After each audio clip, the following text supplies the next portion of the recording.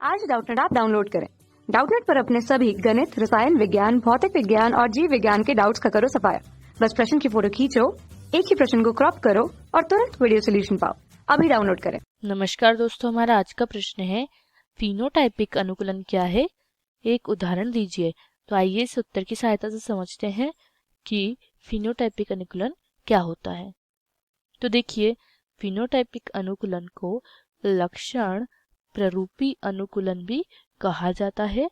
लक्षण प्ररूपी अनुकूलन भी कहा जाता है। और ये क्या होता है यह अनुकूलन? तो यह जीवों का एक विशेष गुण है। जीवों का एक विशेष गुण होता है, विशेष गुण है। और यह गुण क्या करता है? जो कि उनको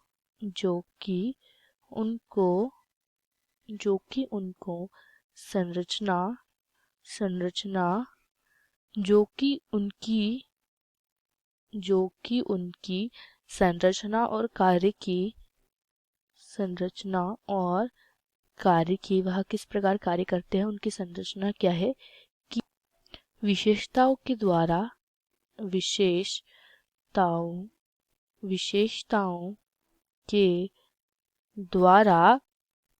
उन्हें वातावरण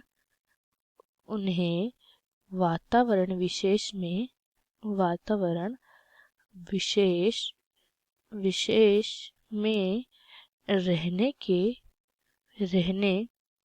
की क्षमता प्रदान करता है। यह गुण क्या गुण क्षमता प्रदान करता है? फिनोटाइपिक अनुकूलन का गुण।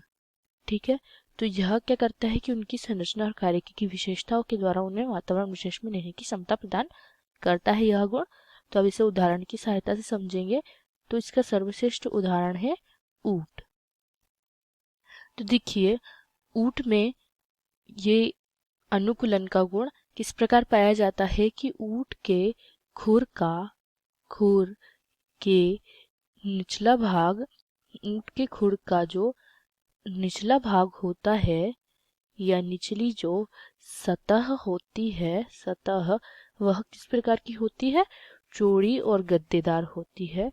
चौड़ी एवं गद्देदार होती है और इससे उन्हें सहायता मिलती है ताकि वह आसानी से मरुस्थल में चल सके। ठीक है, उन्हें मरुस्थल में चलने में आसानी होती है इन खुरों के कारण। ठीक है, तो यह उनका एक संरचना में क्या हो गया?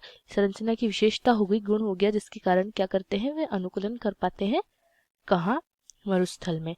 और इनका दूसरा अनुकूलन यह होता है कि ऊंट की पीठ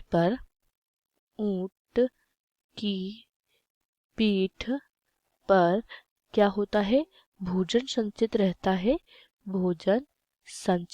है। किसके रूप में? वसा के रूप में। ठीक है, और ऊंट का जो पीठ का भाग है वह कुछ उभरा सा होता है, जिसे क्या कहते हैं? हम्प। तो उस हम्प में क्या होता है? भोजन संचित रहता है वसा के रूप में।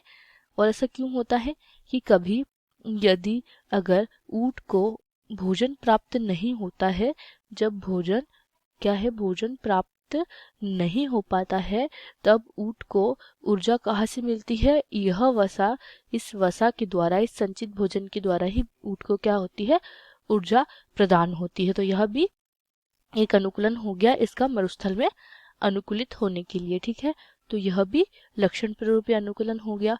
फिर इसके अलावा क्या होता है कि जल उपलब्ध होने पर क्या करता है ऊंट? एक ही बार में 50 लीटर तक एक बार में ही क्या करता है?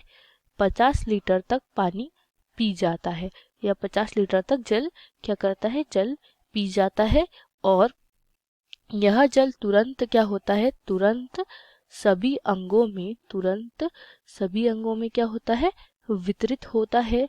तथा जो शेष जल होता है वह शेष जल क्या हो जाता है? ऊंट के शरीर में क्या हो जाता है? संचित हो जाता है। ठीक है, और उत्सर्जन द्वारा भी जल की बहुत कम मात्रा का त्याग करता है।